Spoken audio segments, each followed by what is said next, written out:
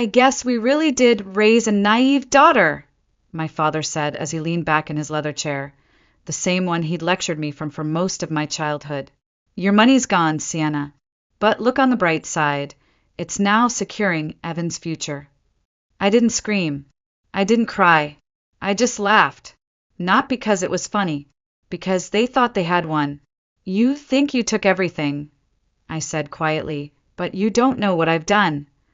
He looked at me then, eyebrows raised, not in fear but confusion. He had no idea.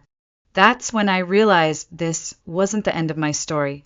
It was just the pivot, the part where the victim turns into the narrator. So let me take you back. Let me show you how we got here. I'm Sienna Brooks, I'm 29, and until last month, I was finally about to put a down payment on a house I'd been saving for over a decade. $390,000. 10 years. Gone in one transfer. Gone to the man who once told me women shouldn't worry about money. It makes them unlikable. I grew up in Charlotte, North Carolina, in a 2-story colonial house with navy shutters and white pillars. Picture perfect on the outside. But inside, everything was about control.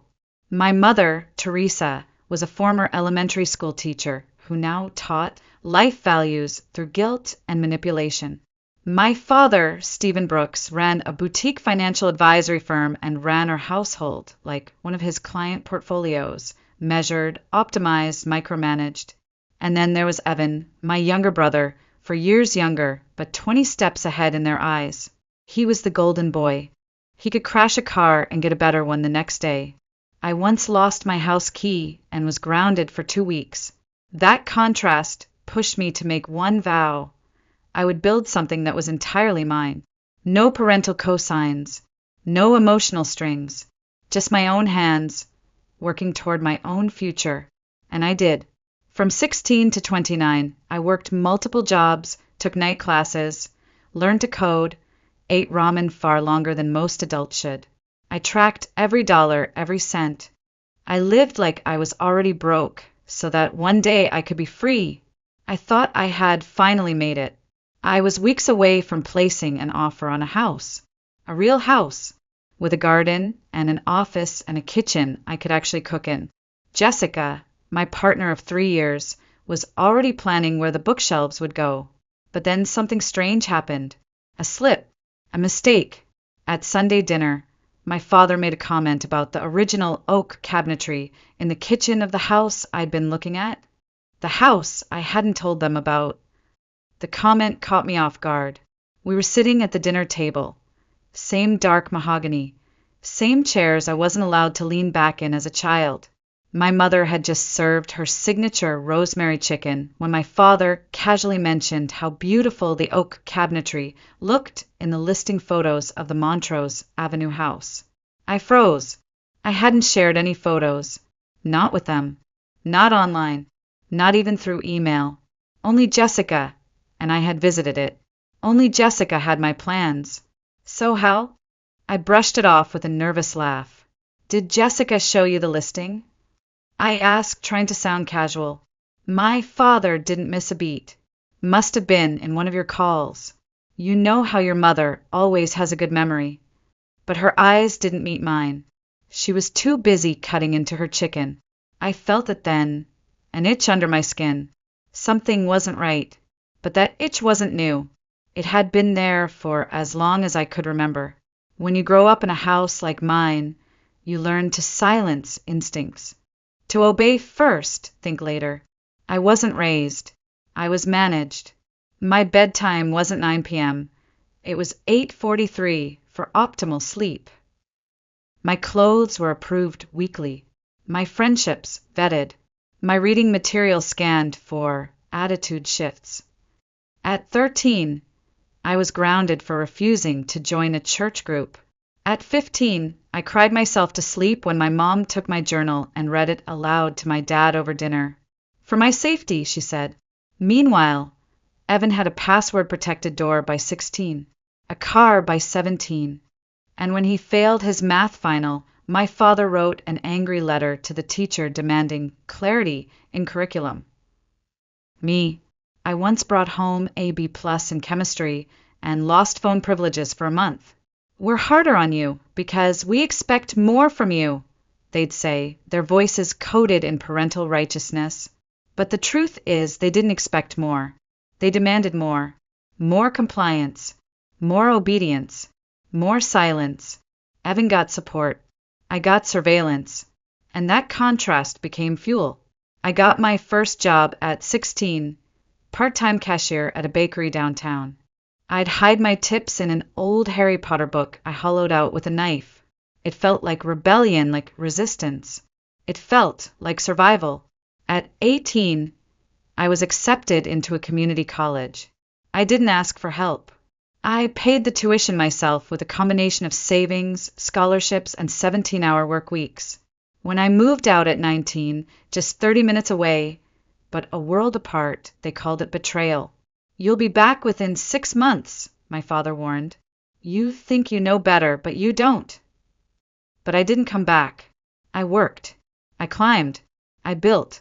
And for a long time, I kept them at arm's length until now.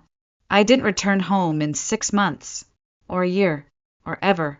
Instead, I moved into a shared apartment above a bakery that smelled like burnt sugar and espresso every morning. The mattress was thin, the heater unreliable, and the walls paper thin, but it was mine. Every piece of furniture had a story. A couch found on Craigslist for $50, a second-hand desk with one drawer that stuck, a coffee mug from the shop I used to work at that read, "Grind now, rest later." And I took that advice, literally. By 20, I was juggling 2 jobs, customer service during the day, IT help desk at night.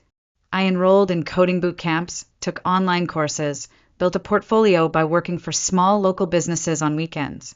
I said no to every vacation, every impulse buy, every you deserve a treat coffee.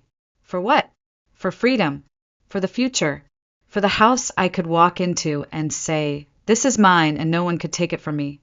At 22, I landed my first salary job at a small cybersecurity firm, entry-level but steady. I kept my expenses low, lived with roommates, drove a 2004 Toyota Corolla that rattled at red lights. I cooked pasta in bulk and froze portions. I bought clothes secondhand, and every single paycheck, I transferred 30% directly into a high-yield savings account. No exceptions. I tracked everything. My spreadsheets had color-coded tabs. One for income, one for expenses, one for goals. I knew exactly how many months it would take to reach $400,000, the number I'd set for a down payment plus emergency reserves. I didn't need luxury. I needed peace. And I was building it, brick by digital brick. It was around this time that I met Jessica. We bumped into each other at a tech conference in Raleigh, both reaching for the same USB-C adapter at a vendor booth. We started talking, then coffee, then dinner, then everything. She was bright, fierce, funny in that dry, surgical way that made silence feel like intimacy, not awkwardness. And more importantly, she never once asked what I made or how I spent it. She only asked, "What do you want to build?" A year later, we moved in together. My rent dropped. My expenses fell. My timeline accelerated. She encouraged me to start looking for homes, even though I hadn't quite reached the full $400,000. "The market's changing," she said, practical as always. "Interest rates are decent. You're close enough. Let's just start looking." So we did. Weekends turned into open houses. Google Docs filled with notes and wish lists. A small yard. 3 bedrooms. 1 room that could become my office. A kitchen big enough for her to teach me how not to burn garlic. Then, finally, we found it. A charming craftsman-style home in a quiet neighborhood 20 minutes outside Charlotte. Original woodwork. Sunlight in every room. And yes, oak cabinetry. I felt it when I stepped inside. Like my life had a spine now. Like I could stop holding my breath. But I wasn't ready for what came next. I didn't tell them about the house. Not because I was hiding anything, but because I knew what they'd say. "It's too soon." "You're not ready." You'll regret tying up your money in real estate. My parents believed adulthood was a performance. You earn the title only if you followed their script. So I kept my silence. Jessica, and I toured the house twice, discussed floor plans, calculated budgets, but I never once shared the address with my parents. I hadn't even saved the listing on any cloud platform. Everything stayed local, private, or so I thought. That's why my father's comment about the oak cabinetry had chilled me. It wasn't a guess. It was a slip. One he tried to cover with vague shrugs, and you must have mentioned it. But I hadn't. I knew I hadn't. Jessica hadn't either. She was as cautious around my family as I was. I let it go in the moment, but it stuck with me, like a thorn under skin. 3 days later, I received a strange alert from my banking app. New device logged in at 2:15 p.m. My stomach dropped. I hadn't accessed the account that day. I was in a meeting. I checked my balance. Everything looked normal. No missing funds. No suspicious activity. Just that notification. I changed my password anyway. Tightened two-factor authentication. Told myself I was being paranoid. But then it happened again. This time an email. Successful login from unrecognized device. Not once. Twice. I called the bank. A representative named Brandon confirmed logins from multiple IP addresses. Some mobile, some desktop. None are tied to your registered devices, he said. Would you like us to place a temporary freeze? I hesitated. My balance hadn't changed. My accounts looked intact. Still, something felt off. I said yes. That night, I ran a deep malware scan on my phone and laptop. My phone was clean. My laptop wasn't. The scan flagged an unfamiliar process running quietly in the background.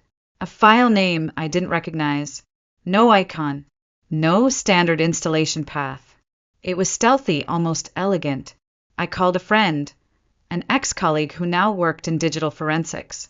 It's spyware, she said. High level. It records keystrokes, takes screenshots, can even trigger your webcam and mic remotely. She paused. You need to ask yourself, who had access to your computer in the last few months? And that's when it hit me. For months ago, I'd visited my parents. My laptop had been slow. My father missed her. Financial Systems Security offered to clean it up. Just a few optimizations, he'd said. Took it into his home office. Returned it 3 hours later. Faster, smoother, no issues. I'd even thanked him.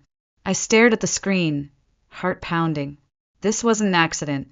This wasn't a virus. This was planted by my own father. And if he'd seen my keystrokes, he'd seen everything. My passwords, my banking activity, my pre-approval letters, the exact moment I transferred funds, even the name of the mortgage officer Jessica and I had been emailing with. He knew everything. I couldn't breathe. My fingers trembled as I reached for Jessica's tablet. My laptop now felt like a crime scene. I logged into my savings account using her device, bypassing the freeze with a phone verification code. My eyes scanned the screen, hunting for the reassuring number I'd memorized over 10 years of work. $390,000. But it wasn't there. The balance read $0 for a moment. I thought it was a glitch. I refreshed the page, checked the date, checked the URL. Then I clicked into my transaction history, and there it was, a single wire transfer, executed at 8:41 a.m. the day before.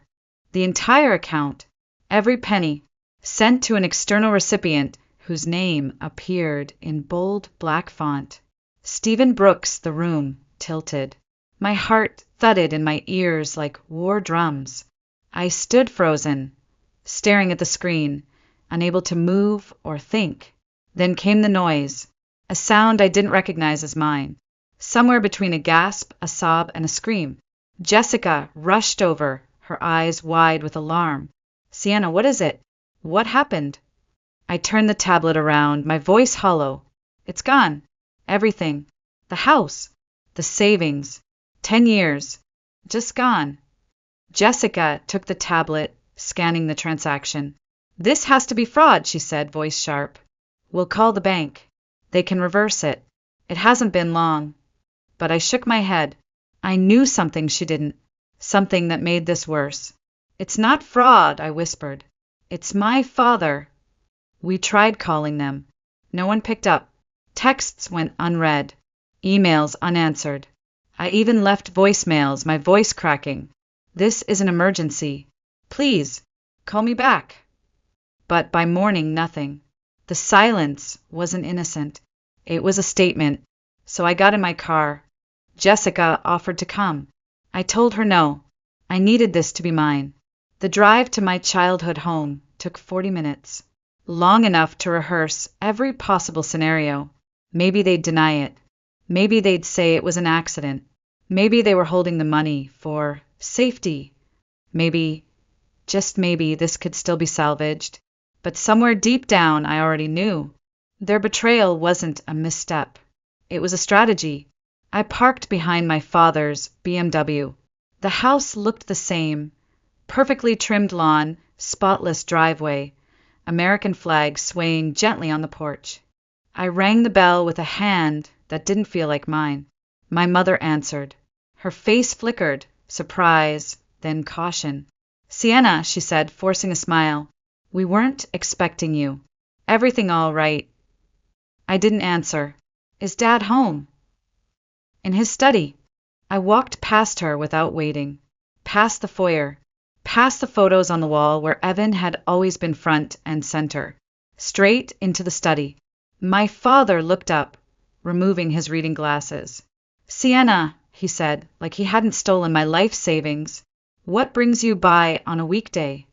I closed the door behind me. I know what you did. My father didn't flinch. He folded his glasses slowly, placed them on the desk, and leaned back like he was settling into a business meeting. You'll have to be more specific, he said calmly. Behind me, the door opened again. My mother slipped in, closing it softly behind her. Stephen, she said, her voice low, she knows. He nodded once, still looking at me. Sooner than expected. But it doesn't change anything. Yes, I said coldly, it does. You stole my money. You installed spyware on my computer. That's not parenting. That's criminal. My father sighed like I was being dramatic. Sienna, sit down. I didn't move. Where is my money? I asked. It's safe, he said, like that meant anything. We made a decision for the family. No, I snapped. You made a decision about money I earned. Money I saved for 10 years. Without asking. Without even telling me. My mother stepped in then. You're overreacting. We've always done what's best for you, even when you don't see it. I stared at her. I'm 29. I don't need your protection. I needed that money to buy a home. And you took it like it belonged to you. You were about to make a terrible financial mistake, my father said, standing now, towering over me. Investing all your liquid assets into a house in this market? Reckless. Better than funding Evan's startup fantasy, I said, my voice rising despite myself. He froze. How? I cut him off. Don't insult my intelligence. It was wired into an account under your name. I saw it. I traced it. Just then the front door opened. Footsteps. Moments later, Evan appeared in the doorway, backpack slung over one shoulder. What's going on? He asked. You're not supposed to be home today. I turned to him. They stole my money, Evan. $390,000. Everything I saved. They gave it to you. His eyes went wide. What? That's not, no. That can't be true. He looked at our parents, waiting for denial. None came. Emily's being selfish, as always, my father muttered. We made a choice that benefits all of us. My mother chimed in. You're going to do something great, Evan. This is for your future. Evan looked sick. I didn't ask for this. I don't want her money.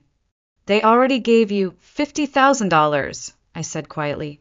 Did you think that came from nowhere? He turned pale. My father exhaled, sharply. You'll understand one day. Children don't always see the full picture. No, I said, suddenly calm. But courts do. My mother's mouth opened, then shut. My father's eyes narrowed. You wouldn't press charges against your own parents. Watch me, I said. Then I turned and walked out. The next morning, I filed a police report for theft, unauthorized computer access, and financial fraud. I brought screenshots, bank statements, spyware logs, and a name. Sarah Williams, a civil attorney known for handling family-based financial abuse cases. You're not the first, Sarah told me, flipping through my documents, but you might be one of the most prepared. Let's freeze their assets before they move anything else. The court smelled like paper and anxiety. It was smaller than I expected, more intimate, like someone might accidentally overhear your heartbreak and write it down. I sat beside Sarah at the plaintiff's table, my spine stiff, hands folded tightly in my lap. Across from us, my parents looked perfectly composed. My mother in her pale pink blazer, my father in a tailored navy suit. Their attorney, Bradford Montgomery, was a shark in expensive shoes, known for defending high-net-worth clients and burying inconvenient truths under technicalities. But this time the truth had teeth. Sarah began with no theatrics, just the facts, a timeline of access logs, banking records, and spyware evidence. This is not a case of poor communication, she told the judge. This is targeted digital surveillance, unauthorized financial activity, and a total breach of personal autonomy by the defendant's own daughter's admission, carried out systematically and without consent. Montgomery countered with polished calm. The Brookses are respected members of the community, he said. Their actions were misguided, perhaps, but motivated purely by parental concern. They believed their daughter was making a catastrophic mistake, and they acted to protect her long-term future and the future of their family. Then I took the stand. I spoke clearly, not too fast. I told them about the years of saving, the spreadsheets, the garage sale furniture, the skipped vacations. I described the spyware, the login alerts, the sudden disappearance of $390,000. I never gave them access, I said. I never gave them permission. And I never agreed to fund my brother's startup dreams. Montgomery's cross-examination was sharp. Miss Brooks, are you suggesting your parents had no right to intervene when they believed you were making a dangerous investment? I'm suggesting, I said, meeting his gaze, that believing something doesn't make it legal. He shifted tactics. Would you describe yourself as emotionally reactive? Sarah objected. The judge sustained it. Then came the turning point. The forensic tech, my old colleague, walked the court through the spyware, how it worked when it was installed and what it allowed. This wasn't a parental control app, she explained. This was covert surveillance. It captured keystrokes, passwords, screenshots, even accessed the webcam.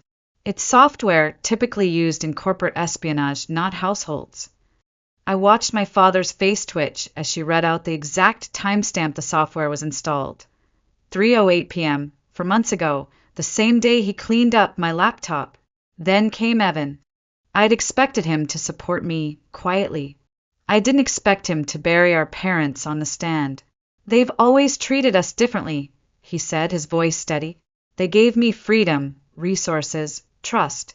They micromanaged her, controlled her. When I found out they took her money, I told them it was wrong. They didn't care. They said it was their right. He paused, then delivered the blow. They gave me $50,000 and called it a family investment. When I refused and said I'd testify for Sienna, they threatened to pull me out of school. Gasps echoed across the courtroom. My mother made a small, strangled sound. My father stared at the table. The judge leaned forward, visibly disturbed. By the end of that day, Montgomery approached Sarah quietly and requested a recess to discuss settlement. Sarah turned to me. They're scared. I want them to be, I said. But I'm not here for compromise. I'm here for a verdict. The courtroom felt colder the next morning. I wore a black blazer Jessica had helped me pick out. Structured, sharp, deliberate. It made me feel less like a daughter and more like someone who'd survived something awful and still showed up anyway. The judge returned, her face unreadable, her voice calm but clipped. In the matter of Brooks versus Brooks, she began, this court finds in favor of the plaintiff. I didn't breathe. The evidence provided digital logs, forensic analysis, sworn testimony, and verified financial records. Makes clear that the defendants willfully and unlawfully accessed their adult daughter's private digital communications, installed surveillance software without her consent, and transferred funds from her personal savings account under false pretenses. My mother went pale. My father gripped the edge of the table, knuckles white. Restitution in the amount of $39,000 is to be returned immediately, with an additional $50,000 in punitive damages for emotional distress, breach of privacy, and financial abuse. A permanent injunction is granted barring the defendants from any future access to the plaintiff's financial institutions, digital devices, or related systems. She paused. Let this be clear. While the parental role confers many responsibilities, it does not override legal or ethical boundaries. Miss Brooks has demonstrated maturity, independence, and responsibility far beyond what this court sees regularly. The violation she suffered was not a mistake. It was a choice, a deeply calculated one. There was a beat of silence, and then it was over. My legs were shaking as I stood. Sarah leaned over and whispered, "That's the most direct ruling I've ever seen in a case like this." I nodded, because this wasn't just a financial theft.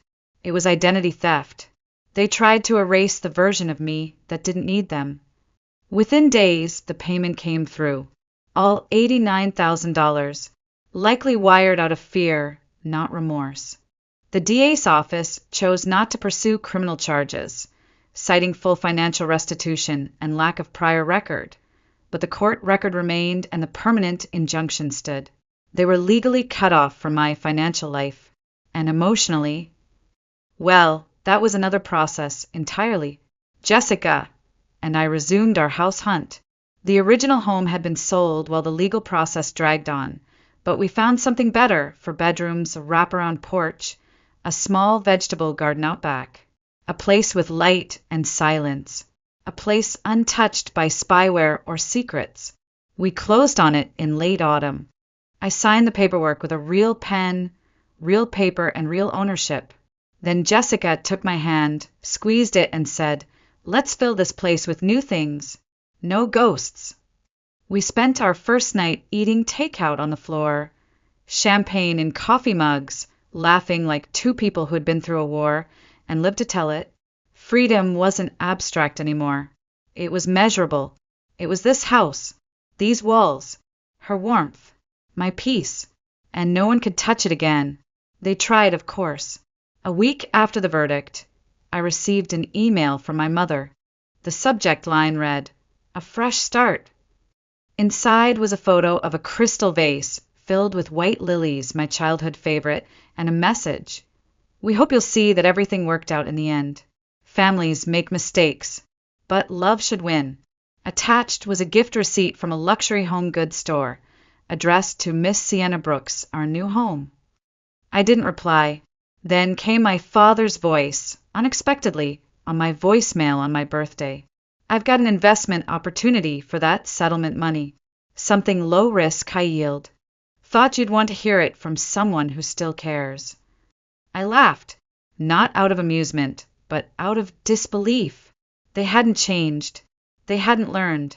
In their minds, the court ruling wasn't a reckoning. It was a rough patch, a misunderstanding, something to be polished over with a housewarming gift or financial advice I never asked for. So I did what I'd promised myself I would. I held the line. I established what my therapist called structured contact. That meant no private meetings, no unscheduled visits, no discussions of money, technology, or emotional manipulation. If they crossed those lines, communication ended, and it did more than once. My relationship with Evan, though, grew stronger. He moved into an apartment near his university and started a small tech consulting business without their money. It's harder this way, he admitted, scraping paint off the guest bedroom wall in our new house, but it feels honest, like I'm finally earning what I build. He apologized again, not for what our parents had done, but for not speaking up sooner, for not seeing it, for not stopping them. I told him he didn't owe me that. But the truth is, it mattered more than he knew. And Jessica, she never once said, "I told you so." Never once questioned the rage, the sadness, the strange numbness that followed even after the money was returned. She just made tea, picked out rugs, helped install the bookshelf that I had dreamed about since I was 19. Then, one evening, she handed me a velvet box on our porch as golden light pooled across the lawn. "I don't know if there's ever a perfect moment," she said softly, "but after everything we've survived, I want the next chapter to have your name written beside mine." Inside was a simple ring, silver, understated, solid. I said yes, not just to her, but to the life we'd fought for, not just in court, but inside myself. A year after the court ruling, I stood in front of a crowded lecture hall at a local community college. The projector behind me showed a single phrase: "Digital boundaries are emotional boundaries." I had just finished sharing my story, not just the spyware or the stolen money, but the deeper violation underneath it all. The feeling of being watched by the people who were supposed to protect me. The confusion of loving people who didn't believe in your right to privacy. The guilt of standing up for yourself and being called ungrateful because of it. Afterward, students lined up to talk. Some with questions about security software, others with tears in their eyes. One young woman whispered, "My stepdad monitors my phone." I didn't even know that was abuse until today. That's when I realized what this really was. This wasn't about revenge. It wasn't even about justice anymore. It was about naming the thing that so many of us were taught to endure in silence. Control, surveillance, financial dependency disguised as love. It was about turning pain into a tool, so no one else had to be blindsided the way I was. That workshop became a series, then a podcast, then a nonprofit. I partnered with shelters, schools, and tech firms to teach digital autonomy, especially to women, LGBTQ+ youth, and survivors of family abuse. We called it the Firewall Project. Jessica was my first board member. Evan volunteered to teach budgeting and data privacy to teens. We built a home, a literal one with an herb garden and a mismatched couch we both refused to replace, and a figurative one, filled with people who chose us, not out of blood, but out of respect. My parents, they remained distant, civil but distant. We saw each other at weddings, holidays, funerals. We spoke in safe topics, the weather, books, news, but they never mentioned the ruling, or the spyware, or Evan's testimony. It was like they'd sealed off that chapter and labeled it family drama we don't talk about. I didn't need an apology anymore, because what I wanted, more than anything, was something they could never give me: accountability. And I gave it to myself. Dr. Reeves, my therapist, once said, "Forgiveness is choosing to carry less, not pretending it didn't happen." I think about that when I walk past my old laptop, now permanently shut in a desk drawer. When I log into my bank account and see my balance untouched. When I hear Jessica humming in the kitchen, or Evan's voice teaching over Zoom from our guest room. This is what freedom sounds like. This is what peace feels like. And if you're reading this, if you've ever had to set boundaries with people you were told you owe everything to, I want you to know something. You don't owe anyone access to your life just because they gave you life. They tracked my computer. They traced my bank accounts. But they never figured out how to track my strength. And they never will.